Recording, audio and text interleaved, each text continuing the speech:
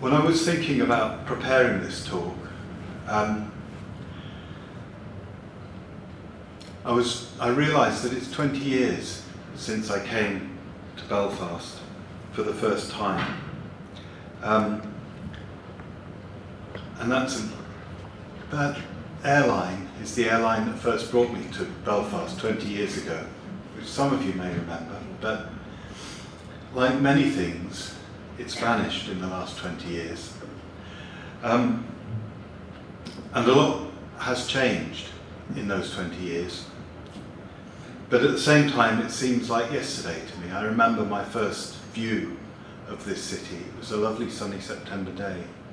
And I always like places when they're sunny and their first impression. And it made me think about the trickiness of time. How at the same time it can feel like yesterday, and yet my children have grown up in those 20 years and left home, and all sorts of things have changed. And it also made me think and ask myself where I would be in 20 years' time. And where I will be is 75, which will definitely put me into the category of old. That's important to say now, but not because I particularly want to talk about my personal experiences, but because my thinking about all of this is fundamentally shaped by the idea that aging is something that happens to us all. Aging is, one might say, an equal opportunity employer.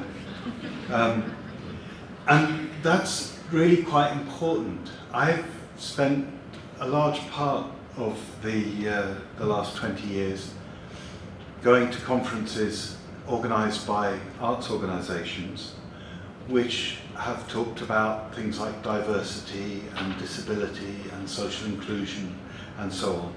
And inevitably, it seems to me that those conferences tend to be well-meaning, and there's nothing wrong with being well-meaning, but they often seem to me to be talking about somebody else. And when you're talking about the arts and older people, we are talking about ourselves. We are talking about our future and who we will be. Philip Larkin once wrote, most things may not happen, this one will. If we're lucky, we will be old people in time. I've worked with older people throughout my career as an artist, as a writer and a researcher, all the way through in different ways. Sorry, I forgot to move the thing on. This is my uncle, who's become a grandfather at the age of 84, not the one in red. But that sense that this is what happens to all of us, and the span that those images represent were what I wanted to show. Now, can I move this on? Yeah, I've worked with older people all my life as an artist, a writer and a researcher, a community artist in the first part of my working life. And that work has happened in community venues, care services, streets, homes, parks, wherever. In arts centres and health centres, wherever people are. Crucially, it was always about enabling people to act as artists, as they wished, as a right. It's about enabling people to act as artists, and I'll come back to what I mean by that in a moment. It was not about exercise or health and well-being, or worst of all, changing anybody's attitudes, though lots of those things happened as a result of them being involved and taking part in the arts work. And for me, that's a really important distinction, the difference between arts practice and art therapy, and I'll come back to that in a moment. My latest work, which in relation to working with older people, which David touched on, is this book called Winter Fires. it's about being an artist in old age, and it was supported by Baring Foundation. I hasten to add, before I became a trustee, otherwise that would be very bad. What I'm going to say to you today is shaped by this work, but I'm not going to go through the book and tell you what's in it. Baring Foundation will generously send you a copy for nothing. You can also download it from the website of the Baring Foundation or my website. I have to confess that Winter Fires, the idea behind Winter Fires, which is about older people as artists, not the benefits of participating in the arts, but older people acting as artists, that was something of a reaction against how the question of arts and older people is often discussed today. There's been a very welcome increase in recent years in opportunities for older people to take part in the arts.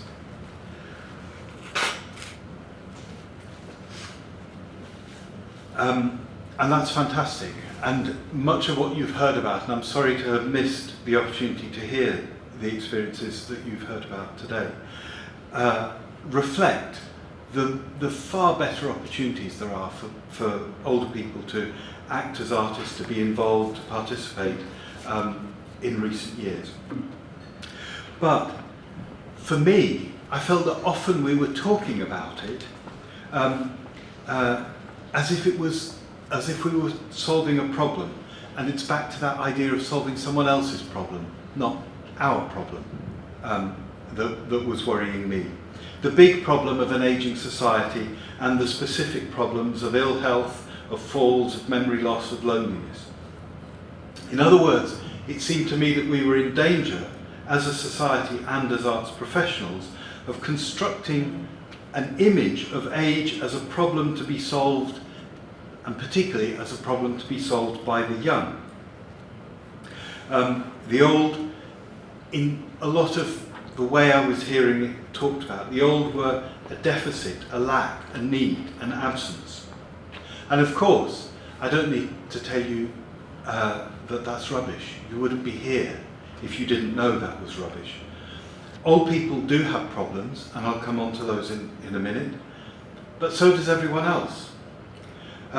Old people are not defined by those problems any more than people are defined by their problems as young people, or as mothers, or by their skin colour. Our problems don't define us. Being human brings problems, and the challenge of being human is solving and finding answers to those problems. But if we talk about people, if we define classes of people like the old as problematic, then what we do is disempower them. And it seems to me that the biggest problem that old age brings is a loss of power. That's the real issue about old age. Instead, we could, as many of us do, and I'm sure everyone here does, we could see old people as skilled, knowledgeable, and experienced, as having time and a will to contribute their gifts, as being resources for themselves, for their friends and families, and for society as a whole. So Winter Fires set out to tell that story that is an opposition to this depressing and negative sense of old age as being a problem. Instead, it's about old age as being an asset, a time which is remarkable, in which it is as possible to live an extraordinary and creative life as any other time in life.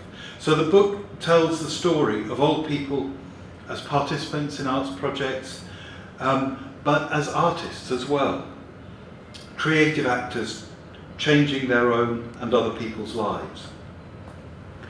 During the research that I did for the book, I got to meet some fantastic, wonderful artists in their 60s, their 70s and their 80s. Some, like Sally Cottis, have been artists all their lives, and retiring has been a liberation for Sally in the sense that for the first time she's not had to work and do other things, and feels also liberated as an artist in the sense that now she feels she's reached an age where she can really do what she wants to do for herself. And she says it's a blessing to have maybe 20 years ahead of me with a pension and a place to work and to do the work that I believe in.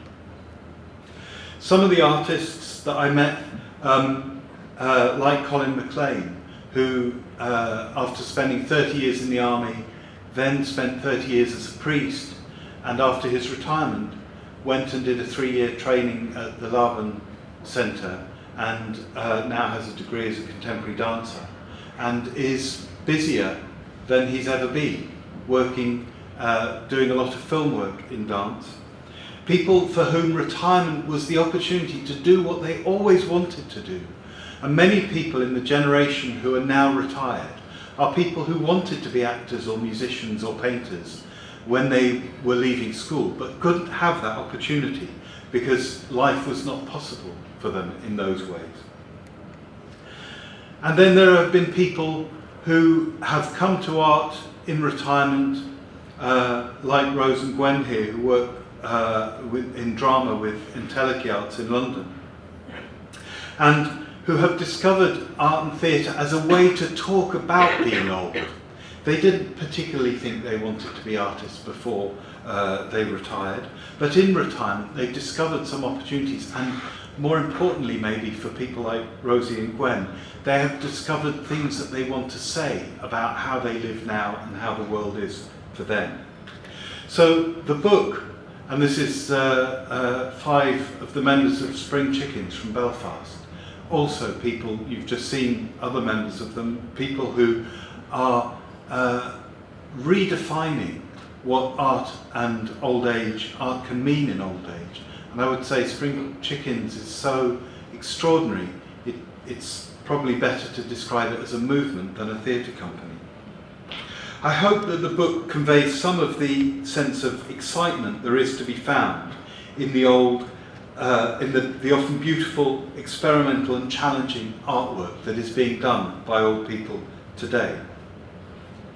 But there's a risk in saying that I come across and that we slip into a kind of Vicar of Dibley territory, where everything's lovely and happy and easy. I'm not sure who said old age is not for sissies. It's credited to a lot of people. One of them is certainly Bette Midler, and you can imagine some former Hollywood actress saying it in her 80s. It's caught on because it's true. Old age is tough. It brings, it seems to me, a number of losses, and the losses are significant.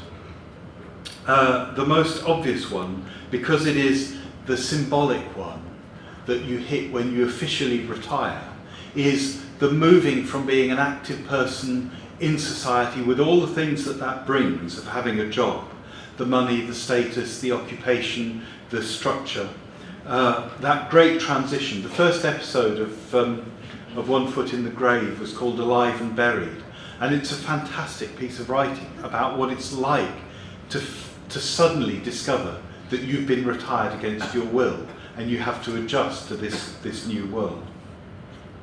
There are lots of other losses that come gradually with old age. There may be physical decline. There may be a loss of strength, energy and stamina. There is an increased likelihood of illness and disease. Recovery is slower. And what we all of us most fear is a loss of mental capacity. It doesn't happen to anybody in the same way. As I was waiting to rebook onto my alternative flight today, I had a wonderful conversation with 2 people in their late 80s who were flying to see their grandchildren in the Isle of Man. And they were telling me about all the work that they were doing, and one was a member of a choral society, they were in an amateur drama group and so on, and they're clearly relishing their late 80s wonderfully. It happens to everybody in different ways and at different times, but it's important. And for me, what characterises these losses that increasingly come to us as we get older is that they are a loss of power. They are a loss of ability to make decisions for ourselves. If you need somebody else to help you, if you don't have the same amount of money that you had when you were in employment, if you can no longer drive a car to take you where you want to go, if you're dependent on other people for all sorts of things, you are losing autonomy. You are losing your ability to choose, to determine for yourself what your life will be like. And that is incredibly important to all of us. And this is what we most end up, we fear ending up, the kind of dependence of old age that fortunately we don't have in quite the same way as we did in the 19th century. So what's the alternative? When we're growing up, when we're small children, what we really want is to be able to decide for ourselves. And the process of being a child is gradually acquiring more and more rights to make those decisions for yourself. And that autonomy is what defines us as human beings. And in philosophical terms and sociological terms, it's described as agency. Agency is the power to act upon the world, to act in the world, to bring things into existence, to make things happen in the ways that you want.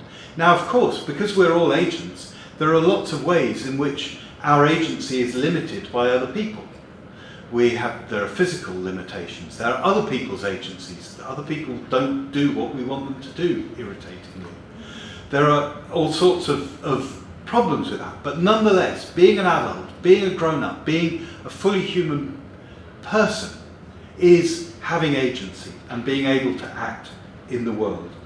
So how we experience life at any age, and I love this picture because it's a picture taken from some of the street protests in Spain that have been happening in recent years. And I love it again because of that. It demonstrates the ability of everyone, young and old, to go out on the street and say, up with this, we will not put. So agency enables us to be the subjects of our own stories, and that's where art comes in. Art is not a compensation for the losses that I've touched on. It's not those problems that are, it can't solve all of those needs and physical difficulties, mental difficulties that we may experience as we get older. There are realities that it can't change, but it absolutely can change how we experience them. The ability to make art, to paint, to sculpt, to sing, to dance, to write, to tell a story, to make a joke, to play, to perform, to act, is the ability to create, to make something that didn't exist before, to have your vision of the world paid attention to by somebody else, in exactly the same way as the singers who've just performed to us have given us a sense of what they think life is like, could be like, should be like, just by virtue of coming and performing and singing to us. That is an ability that does not leave us, ever. 25 years ago, I remember seeing in a locked ward where people with severe dementia were living, seeing a woman who was, I would guess, in her 80s, who was sitting in an upright chair and had been completely immobile during the course of the music workshop that was happening there. I remember seeing her hand start to move and make this graceful little gesture in time to the music. I have no idea what she was imagining, what it meant to her, but I do know that it was beautiful and that I remember it 25 years on.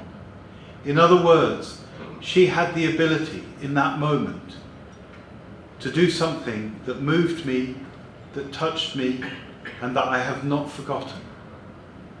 in that moment of the most profound vulnerability, she was able to act as an artist, not pretending to you that it was a sophisticated act, that it was a great creation.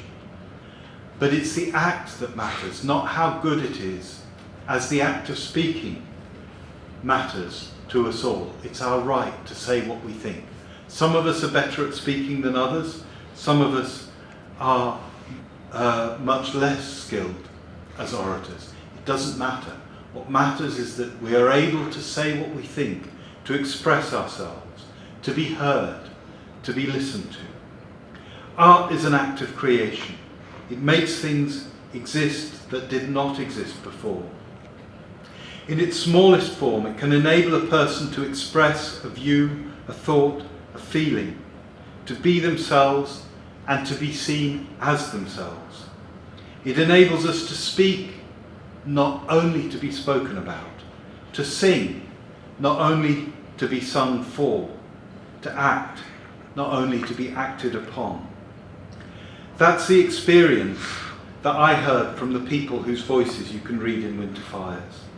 That's the experience that I witnessed over many years of watching the artwork made by older people, whether they have been famous artists or completely unknown artists, whether they have been skilled artists or very amateur artists.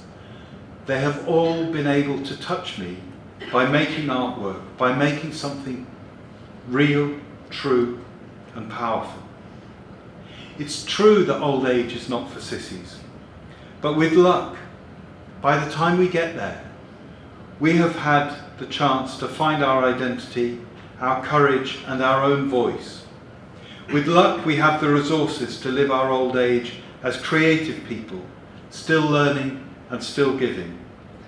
And those of us who value art, who want to practice, will find many pleasures and benefits: friendship, solidarity, playfulness, learning, purpose, recognition by others, as well as the benefits of health and well-being that are more often mentioned. Above all, though, by being artists, we will have a voice, we will create, we will be people like everyone else, just older. Thank you very much.